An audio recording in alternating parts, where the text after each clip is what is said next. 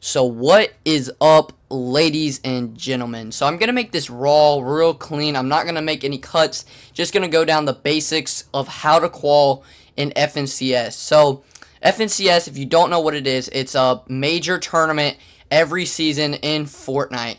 And what you do is you got to qualify. You got to get top 2,000 to qualify. And it's not too hard to qualify for round 1 or 2. But when you start to get into semifinals and like grand finals and things like that, it starts to get a little bit more difficult. But today we're going to talk about how to qualify for round 1 and 2. So basically what you're going to want to do is so here's the clip of us playing FNCS round 1 here. We didn't qualify, but we almost qualified. And at one point during this, I actually rage quitted off the game. I got so mad and ate some food, came back up, and we started it again and said, let's give it our best shot. Gave it our best shot and almost qualified. We got 192 points if I'm not mistaken, but we did pretty good, not too bad.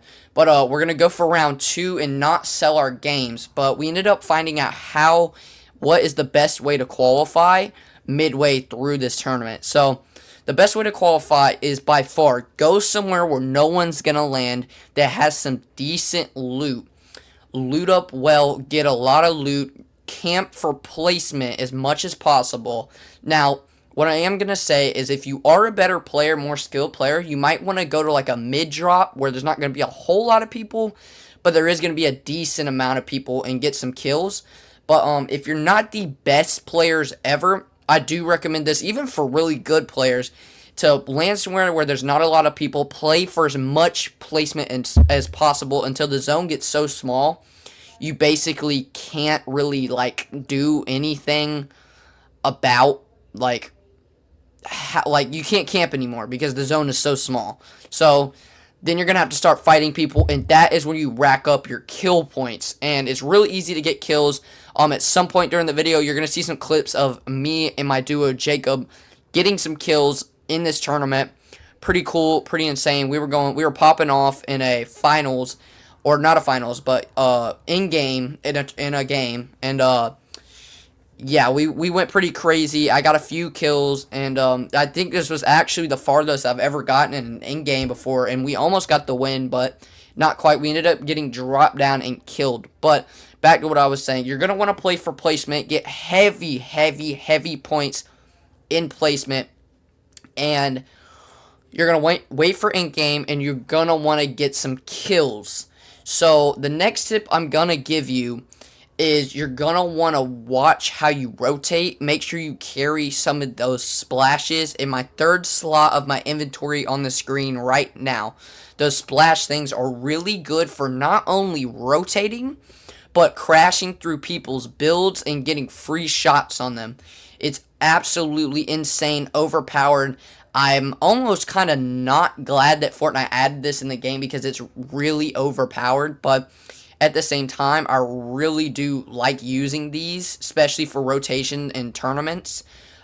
They don't, like, you're running so fast, it's kind of hard for people to track you, and you can also build as you rotate in, but you're going to want to rotate into dead side, which is the farthest side around, like, zone. You're going to go, like, you almost want to stay on, like, the edge of the storm.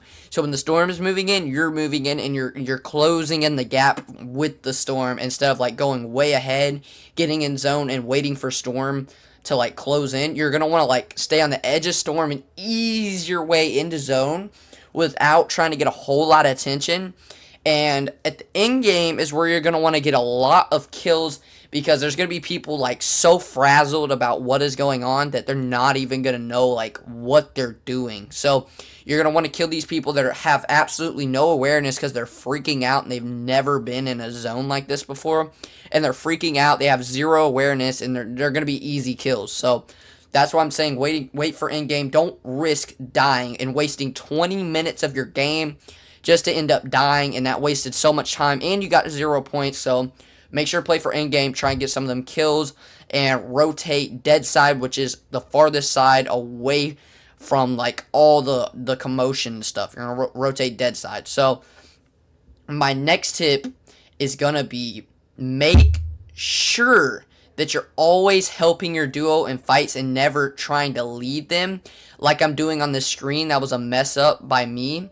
But one good thing I'm going to say about this mess up that I ended up making was that I ended up getting this duo to separate. One came for me and the other one came for Jacob. So I could fight this guy by myself, kill this dude, and then I could run over to Jacob and help him double team the other guy. So the best fighter on the team can spread out a little bit and try and get somebody's attention, but I hit a little bit of damage on this guy, and then ended up killing this dude here. Jacob killed the other guy. So this ended up working out really well, but you don't want to do this too much unless one of y'all are just super duper good. But you don't want to do that too much. You want to stay pretty close together so you can fight everyone like with each other. But you're, like I said, play for endgame, get these kills together, fight as a team, have really good communication, and don't freak out. The next thing I'm going to say is you're going to need an IGL and a Fragger. So you're going to need someone, the smartest player on the team, the most technical player on the team needs to be the IGL. You're making all the communications. You're basically like saying like where we're gonna go, where are we gonna rotate, do you have any heals, we need to play safe, we need to go for kills. You're communicating to your teammate and letting your teammate know, hey, we need to do this, this is what we gotta do, we gotta go here, listen to me, because you don't want both of you giving comms at the same time. You want one person to be the leader that's gonna be like, okay, this is what we're doing, not, but I think we should do this, no, I think we should do this. It should just be like, straight up, we're doing this. One person needs to be the person that steps up and says, we're going to do this, and there's no other, like, no ifs, ands, or buts about it. That's IGL. Fragger is someone who's going to go out and mostly fight.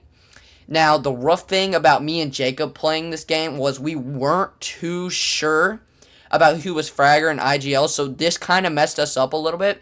But I'm going to, like, cover these mistakes that I made so that y'all don't make these mistakes. But, you want it IGL and Fragger. IGL is the smart player that calls everything, and Fragger is the person who goes for the kills, is the main fighter of the team. And if y'all haven't heard of Peterbot, he won FNCS last season, absolute goated player. There's some cheating allegations about him, but I don't know if he's cheating or not. But what I do know is he's a really good player, and if you look at some of his gameplay, he was the Fragger, and his teammate Pollo was the IGL, and Peterbot pretty much just went down and fought everybody while Pollo made sure to lock in the win instead of going for the kills. So that's basically, if y'all want to learn some more, go check out Peterbot and watch some of his clips. But yeah, that's a good example of a Fragger right there. And Pollo, which was his duo last season, I think it's his duo this season as well. Pollo's a good example for a IGL.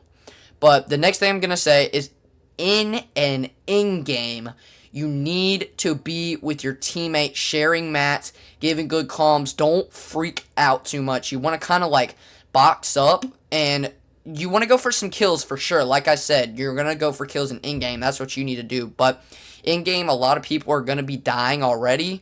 So you just want to like kind of play safe, and then your IGL needs to be calming, hey, we need to push this team right here. And this is when me and Jacob kind of lost communication and lost our teamwork. We're not really used to getting into these kind of in-games a whole lot. This was the first in-game of the whole season. So we weren't really used to it at this point.